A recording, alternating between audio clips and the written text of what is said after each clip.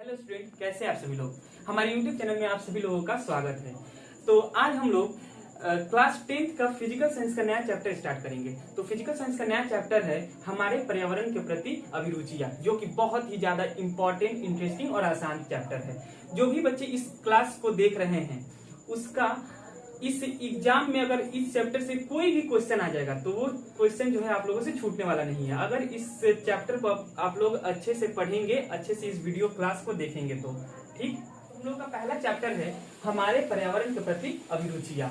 इस चैप्टर को सिलेबस में देने का मेन मकसद यही है कि बच्चों में पर्यावरण के प्रति रुचि आए, बच्चे पर्यावरण के प्रति सचेत हो। आप लोग आजकल खुद देख रहे हैं कि हमारे अर्थ पर इतनी सारी प्राकृतिक घटनाएं घट रही है, सुनामी, आंधी तूफान वगैरह लगातार आए दिन आप लोग इस घटना को सुनते ही रह रहे हैं। तो इसका मेन कारण क्या है? मेन कारण यही कि हमारे पर्यावरण में जितने भी संसाधन वगैरह है वे सभी संसाधन क्या हो गए? डिसबैलेंस हो गए हैं।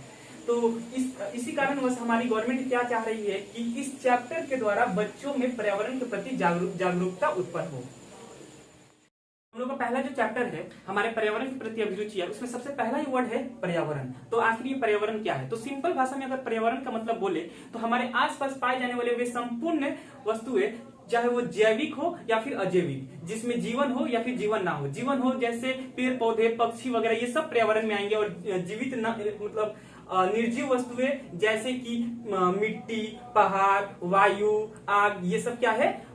पर्यावरण के ही एक अंग है। तो पर्यावरण इन सभी वस्तुओं से मिलकर बनता है। तो पर्यावरण क्या है? तो प्रकृति में पाए जाने वाले वे सभी जैविक और अजैविक वस्तुएं जिनका प्रभाव हमारे ऊपर पड़ता है, जिनके द्वारा हमारा विकास होता है, वे पर्यावरण कहलाते हैं। जैसे वायु, जल, अग्नि, वन, ये सब क्या है? पर्यावरण है।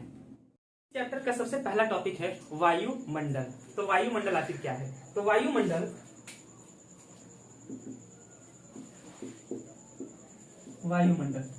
क्या है कि हमारे पृथ्वी के चारों तरफ एक मोटे गैस का आवरण पाया जाता है। उस मोटे गैस के आवरण को ही वायुमंडल कहते हैं। यानी कि हमारा पृथ्वी जो है एक पूरी तरह से गैसों के आवरण से ढका हुआ है। उस गैस के आवरण को ही वायुमंडल कहते हैं। तो यहाँ पर लिख रहे हैं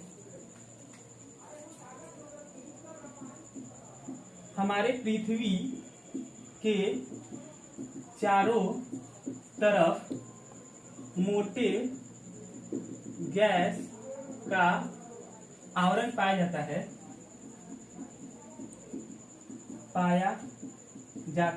है जिसे वायुमंडल कहते हैं। वायुमंडल कहते हैं। तो ये हुआ वायुमंडल। अब ये वायुमंडल मुख्यतः 3 तत्वों से मिलकर बना हुआ है। वे 3 तत्व क्या है? तो वे 3 तत्व हैं। एक तो है गैस, दूसरा है जल वाष्प और तीसरा है धूलकण। तो इस वायुमंडल में ये सभी चीजें विद्यमान हैं। यानी कि क्या क्या है? गैस है, जल वाष्प है, धूलकण है। अब इस गैस में भी 2 तरह के गैसें हैं। एक है भारी गैस और एक है हल्की गैस। तो कौन कौन सी भाई भारी गैस है? तो भारी गैसें हैं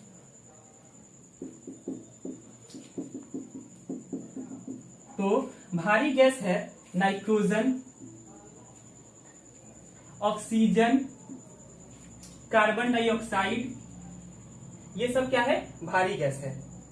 फिर हाइड्रोजन, ये सब भारी गैस है।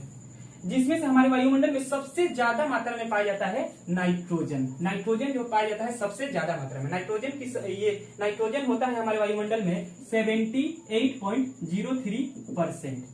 उसके बाद होता है ऑक्सीजन। ऑक्सीजन होता है हमारे वायुमंडल में 20.99%। फिर होता है कार्बन डाइऑक्साइड 0.94%। उसके बाद होता है हाइड्रोजन। हाइड्रोजन जो होता है 0.0003%। तो ये हुआ भारी गैस है। अब इस भारी गैस में भी सबसे हल्की गैस है क्या? हाइड्रोजन। हाइड्रोजन जो है क्या है? सबसे हल्की गैस है। भारी गैसों में सबसे हल्की गैस हाइड्रोजन, ना कि सभी गैसों में हल्की गैस हाइड्रोजन है। भारी गैसों में सबसे हल्की गैस कौन सी है? हाइड्रोजन है। और सबसे ज्यादा गैस कौन सी गैस पाई जाती है? नाइट्रोजन पाया जाता है। कितना रहता है? 78.03%। तो ये हुआ भारी गैसों के बारे में। उसके बाद होता है हल्की गैस। हल्की गैस तो हल्की गैसें कौन कौन सी है? तो हल्की गैस है हीलियम, फिर नियॉन, जेनॉन, क्रिप्टॉन, ये सब क्या है? हल्की गैस है। और ये सभी गैसें क्या है? निष्क्रिय गैस है। निष्क्रिय गैस, निष्क्रिय गैस कहने का मतलब ये सभी गैसें जो है अन्य गैसें से प्रतिक्रिया नहीं करती, ये सब क्या है? निष्क्रिय गैस है। और ये जो है वायुमंडल में बहुत कम मात्रा में पाया जाता है, नगण्य पाया जाता है, ना के बराबर। ठीक, तो ये हुआ हमारे वायुमंडल के बारे में। अब तो ये वायुमंडल के बारे में हम लोग पढ़ लिए। अब हम लोग का जो वायुमंडल है मुख्यतः 5 परतों से मिलकर बना हुआ है। वे 5 परतें क्या है? वे 5 परतें हैं घन मंडल, ये है अर्थ, ये हम लोगों का अर्थ है, और पूरा अर्थ के ऊपर गैसों का एक मोटा सा आवरण है जिसको वायुमंडल कहते हैं। और ये वायुमंडल मुख्यतः 5 परतों से मिलकर बना हुआ है। वो 5 परतें क्या है? सबसे पहला परत है, निचला परत है घन मंडल, उसके ऊपर वाला परत है समताप मंडल, उसके ऊपर मध्य मंडल, उसके ऊपर आयन मंडल, और सबसे ऊपर में रहता है वही मंडल। घन मंडल ट्रोपोस्फीयर, समताप मंडल स्ट्रेटोस्फीयर, मध्य मंडल मेसोस्फीयर, आयन मंडल आयनोस्फीयर, वही मंडल एक्सोस्फीयर। तो ये हुआ हम लोगों के अलग अलग परतें वायुमंडल के। तो हम लोगों को पढ़ना है, हर एक परत के बारे में अच्छे से पढ़ना है। तो शुरू करते हैं सबसे पहले घन मंडल के बारे में। घन मंडल, तो अगर देखिए बुक में जो दिया गया है उस हिसाब से अगर पढ़िएगा तो वो याद नहीं होगा, क्योंकि बुक में पूरा लाइन से ऐसे दिया गया है। अगर वैसे पढ़िएगा तो ऐसा नहीं कि याद नहीं होगा, लेकिन याद करने में काफी ज्यादा मुश्किल होगा। तो आसान तरीका क्या है? हम लोग क्या करेंगे कि एक एक पॉइंट कर अगर याद करेंगे तो वो जल्दी से आसानी से याद हो जाएगा। तो चलिए शुरू करते हैं, हम लोग भी पॉइंट कर लिखते हैं। तो सबसे पहला पॉइंट आप लोगों को भी पता ही होगा, जो घन मंडल है वो वायुमंडल का सबसे निचला परत है। यह वायुमंडल का सबसे निचला परत है, और इस घन मंडल को हम लोग अधोमंडल भी बोलते हैं। अधोमंडल, घन मंडल को हम लोग अधोमंडल भी बोलते हैं। तो ये हुआ हम लोग का पहला पॉइंट। दूसरा पॉइंट क्या है? तो दूसरा पॉइंट ये है कि घन मंडल की जो ऊंचाई है धरातल से वो कितना है? वो है 14 किलोमीटर। ऊंचाई कितना है? धरातल से इसकी ऊंचाई 14 किलोमीटर तक है। यानी कि अगर ये हम लोगों का अर्थ है तो अर्थ से घन मंडल की ऊंचाई कितनी है धरातल से? 14 किलोमीटर। ये हुआ हम लोगों का दूसरा पॉइंट। तीसरा पॉइंट क्या है कि ये जो इस घन मंडल में जलवाष्प, धूलकण, बादल और गैसें पाई जाती है। वायुमंडल में टोटल जितनी भी गैसें पाई जाती हैं उसका 75% गैस जो है वो घन मंडल में ही पाया जाता है। तो ये हुआ हम लोग का तीसरा पॉइंट। चौथा पॉइंट क्या है? चौथा पॉइंट ये है कि जितनी भी प्राकृतिक घटनाएं हैं वे सभी घटनाएं जो है इस घन मंडल में ही घटती है। अब प्राकृतिक घटनाएं जैसे वज्रपात, ओलावृष्टि, आंधी तूफान, ये सब कुछ प्राकृतिक घटनाएं किस मंडल में घटती है? घन मंडल में ही घटती है। तो यहाँ पर लिख रहे हैं कि प्राकृतिक घटना जैसे वज्रपात,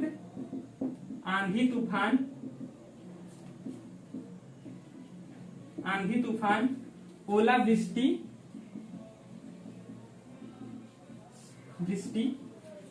घटती है।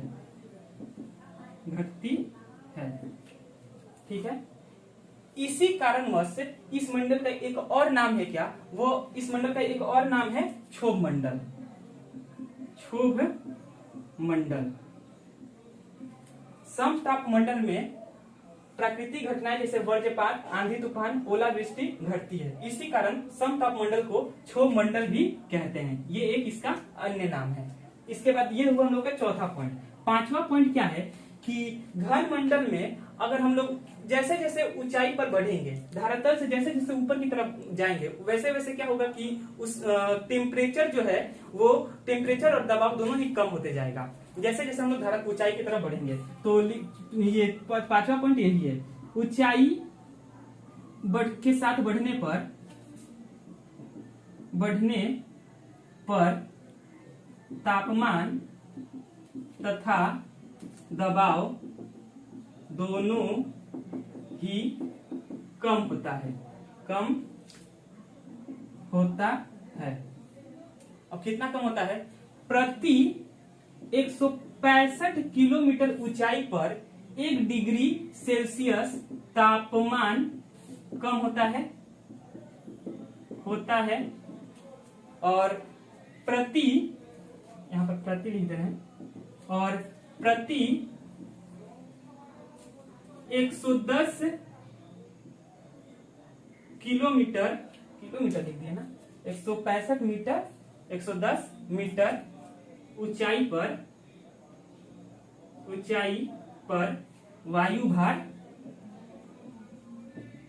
1 सेंटीमीटर कम होता है। इसी कारणवश इस घन मंडल को हम लोग परिवर्तन मंडल भी कहते हैं। परिवर्तन मंडल भी कहते हैं। तो ये हुआ हम लोगों के घन मंडल के बारे में। इसके बाद कि जैसे ही घन मंडल शेष होगा तो शुरू क्या होगा? घन मंडल के बाद दूसरा परत क्या था, याद है आप लोगों को? घन मंडल जैसे ही शेष होगा उसके बाद शुरू होगा क्या? समताप मंडल।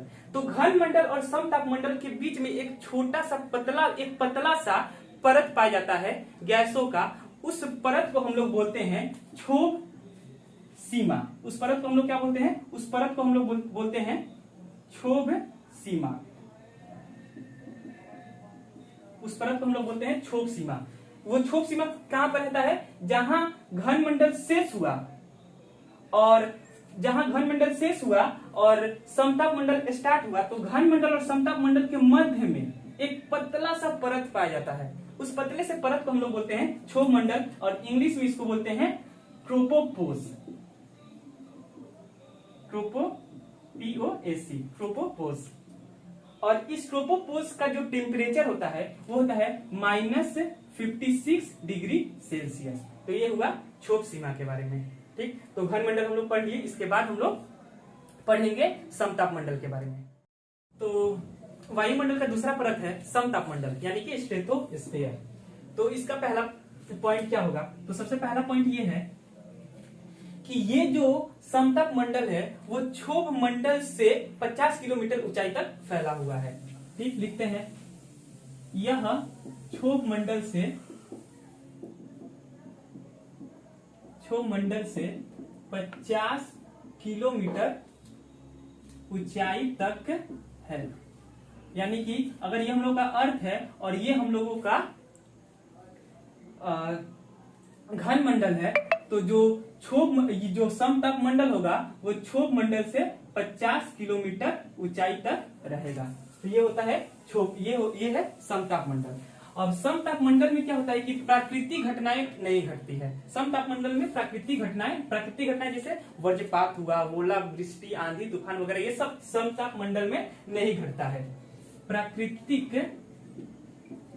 घटनाएं नहीं घटती है, इसीलिए समताप मंडल को शांत मंडल भी कहते हैं।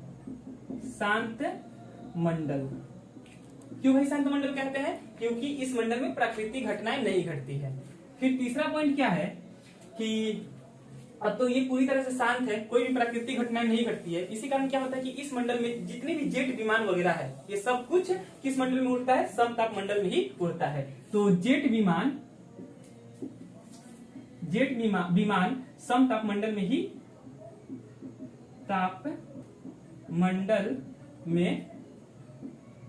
मंडल में उड़ता है। फिर क्या होता है कि इस मंडल में ऑक्सीजन गैस बहुत कम पाया जाता है। ऑक्सीजन गैस बहुत कम पाया जाता है और ऑक्सीजन गैस कम पाया जाता है और ओजोन गैस, जिसको O3 बोलते हैं, ओजोन गैस अधिक पाया जाता है। और ये अधिक पाया जाता है। जो क्या करती है, जो हमको अल्ट्रावायलेट किरणों से सुरक्षा करती है। इसके साथ एक और पॉइंट है, वो पॉइंट है कि उसमें हम लोग जैसे ऊंचाई के साथ बढ़ रहे थे तो तापक्रम और दबाव दोनों ही क्या हो रहे थे, हो रहा था, कम हो रहा था। इसमें क्या होगा, इसमें यदि हम लोग ऊंचाई पर बढ़ेंगे तो तापमान तो बढ़ेगा लेकिन दबाव जो होगा वो क्या होगा, वो कम होगा। लिख देते हैं, ऊंचाई पे बढ़ने